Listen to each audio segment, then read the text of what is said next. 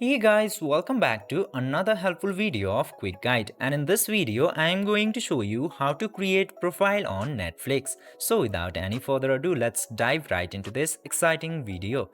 Now, in order to create your profile in Netflix, you just simply have to open your Netflix application, and after opening the Netflix application, you can see all of the profile that you have, and you will get the option to add a profile directly into here.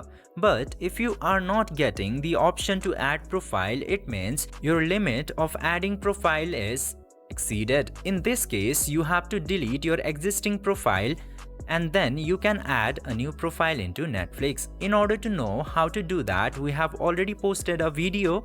Just watch this video about how to delete the Netflix user profile.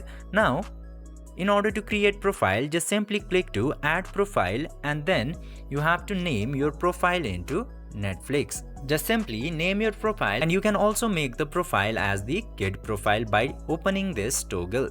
And after naming the profile, just simply click to save button. Then your profile will be created and you can surf the world of Netflix with your own profile. I hope this video was helpful for you. If yes, don't forget to like, share and subscribe to the channel to never miss another update. Thank you for watching the video.